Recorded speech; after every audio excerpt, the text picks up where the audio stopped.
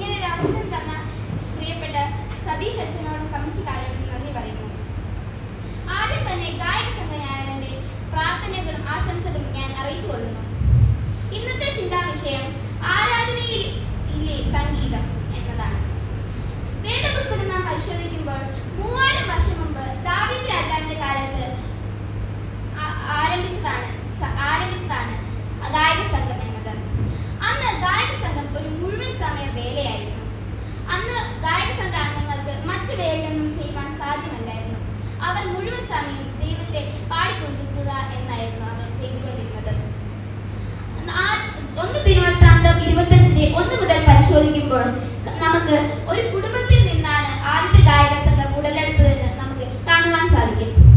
അവരെ തിരികെടുക്കുകയായിരുന്നു ചെയ്തിരുന്നത്. അതെ, ഓരോ ഗായക സംഘങ്ങളെയും ദൈവത്താൽ വേർതിരിക്കപ്പെട്ട് തിരികെടുക്കുകയായിരുന്നു ചെയ്തത്. 1 തിരുവൃത്താന്തം 25:8-9 വാക്യങ്ങൾ വായിക്കുമ്പോൾ അവരെ ചീട്ട് തിരഞ്ഞെടുത്തതാണ് നമുക്ക് കാണുവാൻ സാധിക്കും. ഇവർ സംഗീതത്തിലൂടെ ദൈവത്തെ മഹത്വപ്പെടുത്തുകയും സംഗീതത്തിലൂടെ തന്നെ മറ്റുള്ളവരിലേക്ക് ഇറങ്ങി ചെല്ലുകയും ആണ് ചെയ്തിരുന്നത്.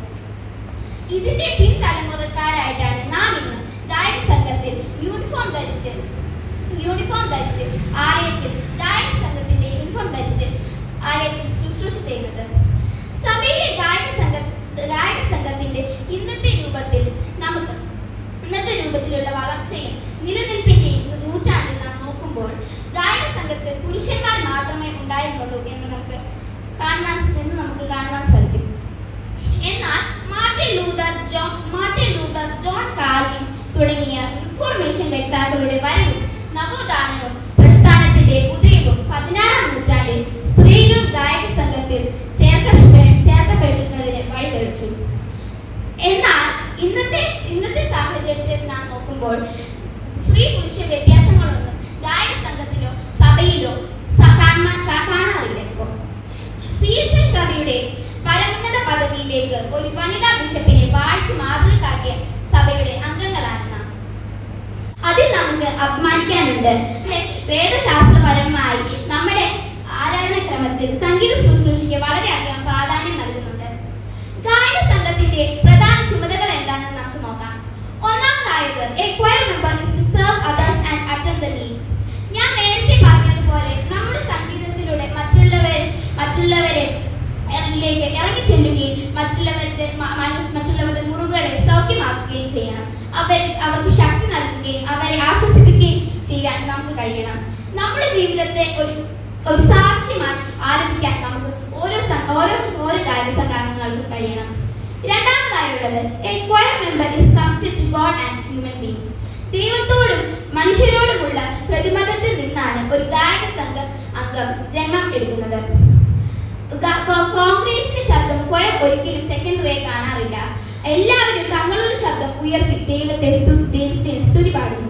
ഗായക സംഘ അംഗങ്ങൾ അതിന് നേതൃത്വം നൽകുന്നു. ഒരിക്കലും ഒരു സ്റ്റേജ് പെർഫോമൻസ് ആയിട്ട് ഗായക സംഘ ശുശ്രൂഷയിൽ ആരും പങ്കെടുക്കാറില്ല. മൂന്നാമതായുള്ളത്, visual presence of choir is an encouragement to the congregation. അൾത്താര കഴിഞ്ഞാൽ രണ്ടാമത്തെ പ്രധാന സ്ഥാനം ഗായക സംഘം എന്നതാണ്. അതുകൊണ്ട് തന്നെയാണ് അതിന്റെ സ്ഥാനം പ്രത്യേകം ക്രമീകരിച്ചിരിക്കുന്നത്.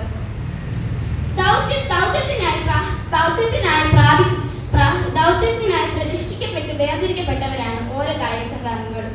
ദൈവഭയത്തോടും അച്ചടക്കത്തോടും ഉള്ള ശുശ്രൂഷ ജനങ്ങൾക്ക് വളരെയധികം ഒരു വലിയൊരു മാതൃക തന്നെയാണ്.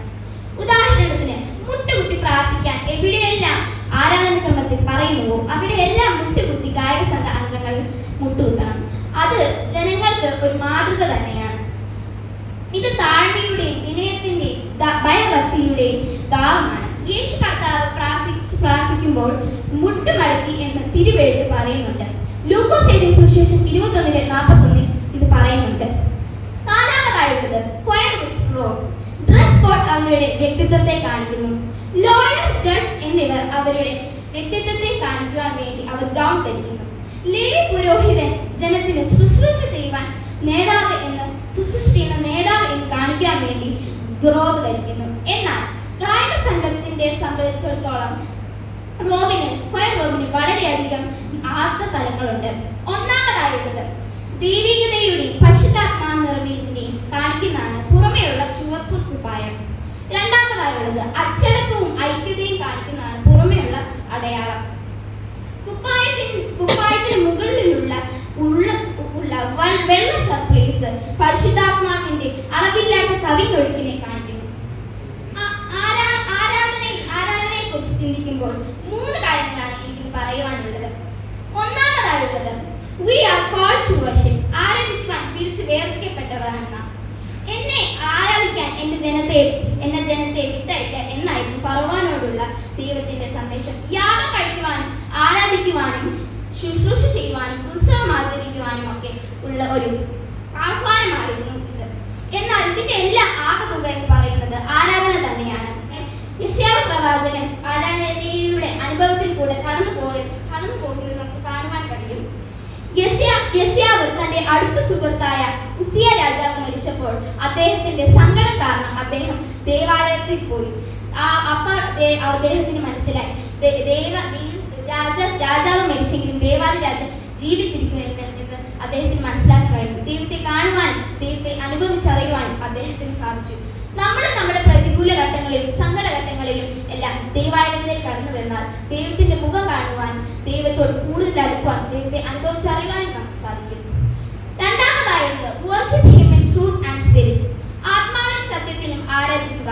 നമ്മൾ ദൈവത്തെ ആത്മാവിലും സത്യത്തിലും ആരാധിക്കുമ്പോൾ നമുക്ക് ദൈവത്തെ കാണുവാൻ സാധിക്കും. ആരാധനയുടെ പുതിയ നിർവചനം യോഹന്നാൻ എഴുതിയ സുവിശേഷം 4:24 നമുക്ക് കാണുവാൻ സാധിക്കും. അവിടെ ശമരിയ സ്ത്രീയും യേശുവുമായുള്ള സമ്പർക്കത്തിൽ പറയുന്നുണ്ട്, സത്യ നമസ്കാരികൾ ദൈവത്തെ ആത്മാവിലും സത്യത്തിലും ആരാധിക്കുന്നു, എങ്കിൽ മാത്രമേ ഇത് വിശ്വാസത്തിന്റെ ആഘോഷമാവുകയുള്ളൂ. യെശയ്യാവിന്റെ ദൈവിക ദർശനം വളരെ പ്രധാനമായുള്ളതാണ്. നാം ദൈവത്തെ ആത്മാവിലും സത്യത്തിലും ആരാധിക്കുമ്പോൾ യെശയ്യാവിനുണ്ടായ പോലെ ദർശനം നമുക്കും ഉണ്ടാകും. യെശയ്യാവ് 6:2-3 യെശയ്യാവ് കർത്താവ് ഉയർന്ന പൊങ്ങിയും ഉള്ള സിംഹാസനത്തിൽ ഇരിക്കുന്നത് കണ്ടു. ഈ ലോകത്തിന്റെ സകലത്തിനും മീതെ ഉന്നതനും ഉയർന്നതിനും ശാശ്വതനുമായി ദൈവം ഇരിക്കുന്നത് എന്നാണ് പറയുന്നത്. യെശയ്യാവിനുണ്ടായ ദർശനം എന്താണെന്ന് നമുക്ക് കാണാം. ഒന്നാമതായുള്ളത് അവന്റെ വസ്ത്രത്തിന്റെ വിളുമ്പുകൾ മന്ദിരത്തിൽ നിറച്ചിരുന്ന ആരാധനയിൽ ദൈവ സാന്നിധ്യത്തിന്റെ ചൈതന്യം നിറഞ്ഞു നിൽക്കുന്നു എന്നാണ് പറയുന്നത്. അതായത് നമ്മൾ ആരാധിക്കുമ്പോൾ ദൈവത്തിന്റെ ചൈതന്യം ആലയത്തിൽ നിറഞ്ഞിരിക്കുന്നു എന്നാണ് ഇതിൽ നമുക്ക് മനസ്സിലാക്കാൻ സാധിക്കുന്നത്. രണ്ടാമതായുള്ളത് സാറാഫുകൾ 6 ചെറുകൾ കൊണ്ട് മുഖം മൂടി. ആരാധനയിലെ ദൈവത്തിന് മുമ്പാകെ ഉള്ള ആദരവാണ് ഇത് കാണിക്കുന്നത്. നമ്മൾ ദൈവത്തിന്റെ അടുക്കൽ വരുമ്പോൾ ആദരവോടെ വേണം നമ്മൾ വരാൻ. മൂന്നാമതായുള്ളത് 2 കൊണ്ട് പാദം മൂടി. ആരാധനയിൽ ദൈവസന്നിധിയിലുള്ള വിനയമാണ് ഇത് കാണിക്കുന്നത്. നാലാമതായുള്ളത് 2 കൊണ്ട് പറന്നു നിന്നു. ദൈവ ഇഷ്ടം ചോദ്യം ചെയ്യാതെ അനുസരിക്കുവാനുള്ള സന്നദ്ധയാണ് ഇത് കാണിക്കുന്നത്. വിരിച്ചു ചേർക്കൽ സന്നദ്ധയാണ് കാണിക്കുന്നത്. അഞ്ചാമതായുള്ളത് 3-ാം വാക്യത്തിൽ ദൈവത്തെ സ്തുതിക്കുന്ന ദൃശ്യമാണ് കാണാൻ സാധിക്കുന്നത്. ഒരുത്തനോട് ഒരുത്തൻ, സൈന്യങ്ങളുടെ യഹോവ പരിശുദ്ധൻ പരിശുദ്ധൻ പരിശുദ്ധൻ, സർവ്വഭൂമിയിലും അവന്റെ മഹത്വം കൊണ്ട് നിറഞ്ഞിരിക്കുന്നു എന്ന് ആർക്ക് പറയുന്നു? ദൈവസന്നിധിയിൽ നമ്മൾ സ്തുതിയോടും സ്തോത്രത്തോടും വേണം വരാൻ. ദൈവം ചെയ്ത നന്മകളെ ഓർത്ത് നമ്മൾ നന്ദിയുള്ളവരായിട്ട് വേണം നമ്മൾ ദൈവസന്നിധിയിലേക്ക് കടന്നു വരാൻ. ആറാമതായുള്ളത് 4-ാം വാക്യത്തിൽ ആലയം പുക കൊണ്ട് നിറഞ്ഞു എന്ന് നമുക്ക് കാണുവാൻ സാധിക്കും. ഭയരഹിതമായ അന്തരീക്ഷമാണ് ഇത് കാണിക്കുന്നത്. ഈ ദർശനങ്ങളെല്ലാം യേശുവിന് പകരം വ്യക്തിപരമായതാണ്.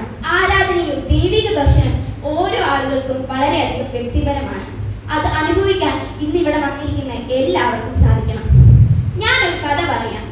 ഒരിക്കൽ ഒരു മനുഷ്യൻ മരിച്ച് സ്വർഗത്തിൽ പോയി. അപ്പോൾ അവിടുത്തെ ദേവദൂതൻ പറഞ്ഞു, ഞാനാണെങ്കിൽ സ്വർഗത്തിലെ ഒരു പള്ളിയിലെ കാഴ്ച കാണിച്ചു തരാം. അപ്പോൾ വലിയൊരു പള്ളി, ആ പള്ളിയിൽ 1000-കണക്കിന് ആളുകൾ, സീറ്റ് ഫുള്ളാ. ആ ആളുകളെല്ലാം പ്രാർത്ഥിച്ചുകൊണ്ടും ദൈവത്തെ സ്തുതി പാടിക്കൊണ്ടും ഒക്കെയുണ്ട്. 100-കണക്കിന് കൊയർ മെമ്പേഴ്സ്, ഗായക സംഘങ്ങൾ, അതിന്റെ കൂടെ പല ഇൻസ്ട്രുമെന്റ്സും ഉണ്ട്. അവരെ കിടന്ന് വായിക്കുന്നുണ്ട്, പാടുന്നുണ്ട്, ദൈവത്തെ സ്തുതിക്കുന്നു. പുരോഹിതന്മാരാണെങ്കിൽ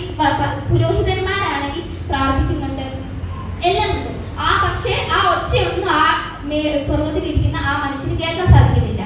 അപ്പോൾ ഉണ്ട് ഏറ്റവും പുറകിൽ വലിയ പള്ളിയാണ്. അപ്പൊ ആ ഏറ്റവും പുറകിൽ ഒരു വയസ്സായ സ്ത്രീ, ആരും ആ സ്ത്രീയെ നോക്കുന്നൊന്നുമില്ല. ആ വയസ്സായ സ്ത്രീ മുട്ടുകുത്തി പ്രാർത്ഥിച്ച് കരഞ്ഞുകൊണ്ടിരിക്കുന്നു. ആ പ്രാർത്ഥന മാത്രം അദ്ദേഹത്തിന് കേൾക്കാൻ സാധിച്ചു. ഇതിൽ നിന്ന് നമ്മൾ മനസ്സിലാക്കേണ്ടത്, നമ്മൾ വെറും ഒരു ജൽപ്പനായിട്ടല്ല നമ്മൾ ദൈവത്തെ ആരാധിക്കേണ്ടതോ പ്രാർത്ഥിക്കേണ്ടതോ. നമ്മൾ നമ്മുടെ മനസ്സിൽ നിന്ന് ദൈവത്തോട് തുറന്ന് സംസാരിക്കണം. എങ്കിൽ മാത്രമേ അത് സ്വർഗത്തിലേക്ക് ദൈവത്തിന് കേൾക്കാൻ സാധിക്കത്തുള്ളൂ. മൂന്നാമതായിട്ട് ആരാധനയെ കുറിച്ച് എനിക്ക് പറയാനുള്ളത്, വർഷിപ്പ് ലിബറേറ്റ്സ്. ആരാധനയിൽ വിടുതലുണ്ട്. യേശാവിന്റെ ദർശനത്തിൽ തന്നെ ആരാധനയിൽ കൂടെ വലിയൊരു വിടുതലാണ് നമുക്ക് കാണുവാൻ സാധിക്കുന്നത്. ആരാധനയിൽ തന്നെ കാണുവാൻ യേശാവ് പ്രവാചകന് സാധിച്ചു. യെശയ്യാവ് 6:5, എനിക്ക് അയ്യോ കഷ്ടം, ഞാൻ നശിച്ചു, ഞാൻ ശുദ്ധിയില്ലാത്ത അതരങ്ങളുള്ള ഒരു മനുഷ്യൻ, ശുദ്ധിയില്ലാത്ത അതരങ്ങളുള്ള ജനത്തിന്റെ നടുവിൽ വന്നിരിക്കുന്നു. എന്റെ കണ്ണു സൈന്യങ്ങളോട് യഹോവയായ രാജാവിനെ കണ്ടുവല്ലോ എന്ന് പറഞ്ഞു. അദ്ദേഹത്തിന്റെ ഈ ഒരു ദർശനം വളരെയധികം വലുതാണ്. ദൈവത്തോട് കൂടുതൽ അടുക്കുവാനും അദ്ദേഹത്തിന്റെ പാപം തെറ്റുമൊക്കെ മനസ്സിലാക്കുവാൻ അദ്ദേഹത്തിന് ഈ ദർശനത്തിലൂടെ സാധിച്ചു. താൻ പാപം എത്ര കടും ചൂപ്പാണെങ്കിലും ഹിമം പോലെ വെളുപ്പിക്കുന്ന ദൈവം നമ്മുടെ മധ്യത്തിൽ തന്നെയുണ്ട്. പാപത്തിൽ നിന്ന് ശുദ്ധീകരണം ലഭിച്ചപ്പോൾ ദൈവശബ്ദം കേട്ടു. ഞാൻ ആരെ അയക്കേണ്ടു, ആർ എനിക്ക് വേണ്ടി പോകും എന്ന ചോദ്യത്തിന് അടിയനിതാ അടിയനെ അയക്കണമേ എന്ന് ഞാൻ പറഞ്ഞു. യേശാവിന്റെ ഉത്തരം അതുതന്നെയായിരുന്നു. ആരാധന വിടുതലായി നമ്മൾ തീർക്കണം. എങ്കിൽ നാം നമ്മെ തന്നെ കാണും. നമ്മുടെ തെറ്റുകളെ, നമ്മുടെ പാപങ്ങളെ എല്ലാം നമുക്ക് മനസ്സിലാക്കാൻ സാധിക്കും. നമുക്ക് ദൈവ ശബ്ദം കേൾക്കാൻ സാധിക്കും. ദൈവത്തിൽ നിന്ന് ദർശനം ലഭിക്കാൻ സാധിക്കും. God calls sinful people, not sinless angels. ദൈവം പാപമുള്ള മനുഷ്യരെയാണ് വിളിക്കുന്നത്, പാപമില്ലാത്ത മാലാഖമാരെയല്ല.